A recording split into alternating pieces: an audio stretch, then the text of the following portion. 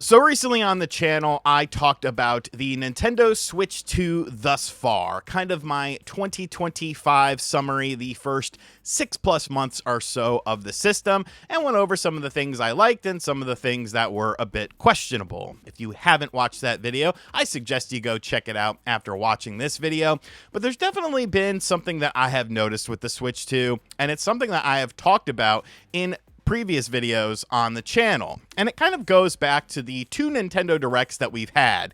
The first one directly involving the Nintendo Switch 2, no pun intended, that showcased the system off really for the first time, the games coming to it, all sorts of fun stuff like that. And then the second Nintendo Direct that we had that showcased off more games coming to both the Switch 1 and the Switch 2. And after that second Nintendo Direct, I definitely noticed something, and I mentioned it, and I think a lot of people also noticed it as well. When it comes to the third-party developers, we're seeing like the same third-party developers that were in that first Nintendo Switch 2 Direct. And I'm not saying that that's a bad thing or anything like that, but it was the same companies with different games coming out. But it was kind of like, well, where are these other third-party companies? Because you would imagine that a lot of these companies would want to get out of the gate running with a brand new launch of a system.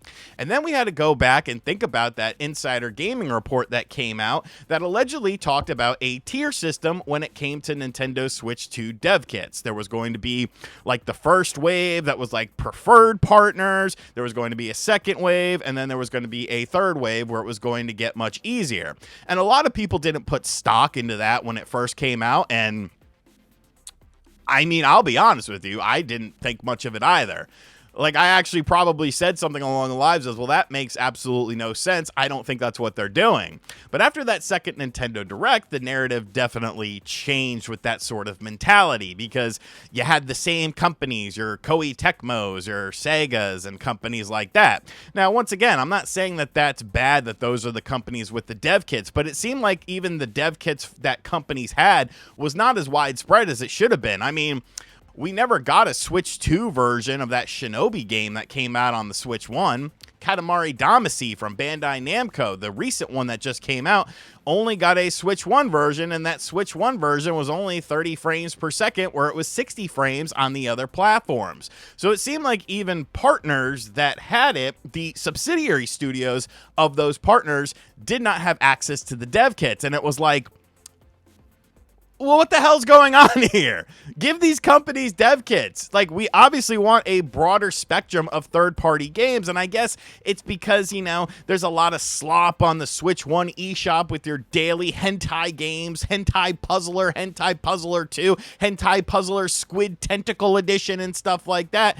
And, like, cool, make any game you want to make, but at the end of the day, there's obviously a disconnect between these games and what people want. Or is there? Because, I don't know, maybe people are buying these games. But to go back to the main topic at hand, this was obviously a problem. Because when you're talking about third-party studios not having access to Switch 2 dev kits, that essentially means one of two things. One, their third-party game is not going to come to the system, or two, the third-party game is going to come at a later time than it releases on other platforms. And then, of course, you have kind of behind the eight ball, because when that Switch 2 version comes out at $70 and the other version of the game is on sale for $35, who's going to want to pick up the Switch 2 version of the game? But it seems like things have now been fixed. And if this is indeed the case, I think this bodes very well for at least the back end of 2026 for the Nintendo Switch 2, but even potentially the front end. And, you know, we could start to see stuff that, you know, is moving in a promising direction as soon as springtime. So where is this information coming from? Well, in a discussion that was being done over on Family Boards, which, you know, they hate me. All the message forums hate me. I don't know why. I don't think I'm a terrible person. I'm not a great person. I don't think I'm bad. But there was a discussion going on about Call of Duty, because allegedly Call of Duty was supposed to come out on the Switch last year, and of course it didn't, and many people were discussing why that was indeed the case. Well, Nate jumped in the discussion talking about things when it comes to Call of Duty coming to the Switch 2, saying the following: In the case of Call of Duty, it doesn't mean that they got a dev kit super late either, just late enough that they couldn't get the work done to launch the game sooner. The dev kit delivery situation has largely been resolved. So, according to Nate, this is now not a problematic thing. And if that is the case, then 2026 just got a hell of a lot more interesting. Because I truly think that, games like NBA 2K26 and Madden 26 that ran at 30 frames per second on the Switch 2, I truly believe that that's because those studios did not have the systems long enough, or the dev kits long enough to be able to create those games. You don't think that a company like Microsoft, who wants to put their games onto everything right now, you don't think they're looking at the Switch 2 being like, we could put a lot of games on this system. A game like a Forza Horizon game. There are no games like a Forza Horizon on the Nintendo Switch 2. We could make some good money with that.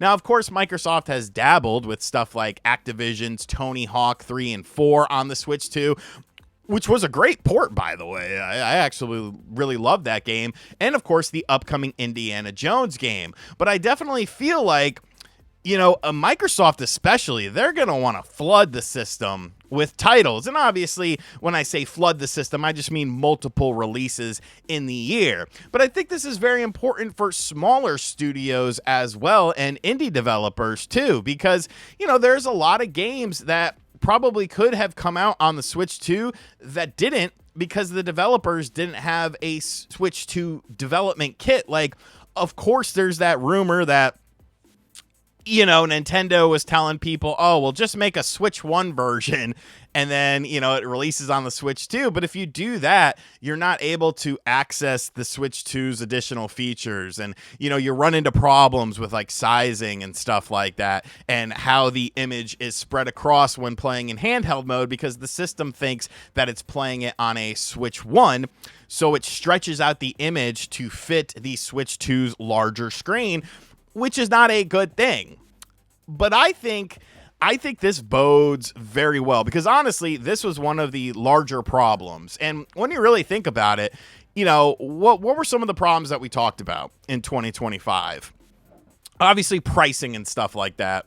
Spoiler alert, that's just going to get worse. But things like offering multiple cartridge sizes so that the 64 gig wasn't the be all end all. That getting fixed with alleged smaller cartridge sizes coming out is a very good thing. I think that's a positive thing that will allow more developers to put their games onto the system. And if they're able to use compression and stuff like that, and the engine is compatible with a Nintendo Switch 2 cartridge, of course, we have heard instances where more taxing engines aren't really working all the same as it would when installed onto the Switch 2. But a lot of games, aren't going to be pushing the boundaries of the system quite like, a game like Star Wars Outlaws or something. So offering multiple cartridge sizes is a good thing.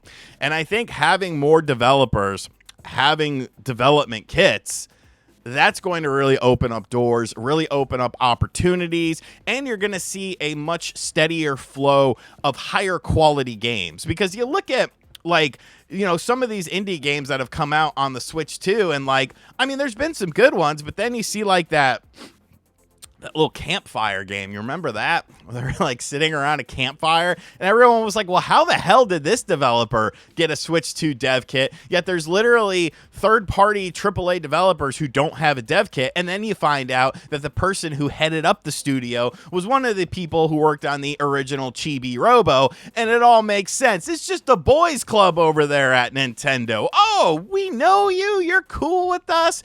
Okay, we'll give you a dev kit, but these outsider companies, no, we're not gonna, I don't know, just it was very strange.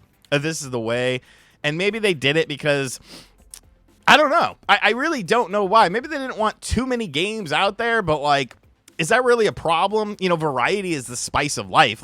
Not everyone is going to buy every single game, and if you're offering different types of experiences that grow the library of different genres that you have on there, that to me seems like a good thing. You know, there's not really like any Switch 2 horror games. I mean, we just got Layers of Fear Switch 2 edition that came out recently, but like that seems like an untapped market that, you know, companies would want to look at, open world games, so on and so forth. But it does seem like the problem has been solved, and I think this is going to be excellent for Switch 2 owners in 2026. So let me know in the comments section down below, what are some third-party games you're hoping to see come to the system in 2026 now that I guess the barrier of entry has been broken? Some indie games that you're also hopeful for. You know, I think it's going to get crazy.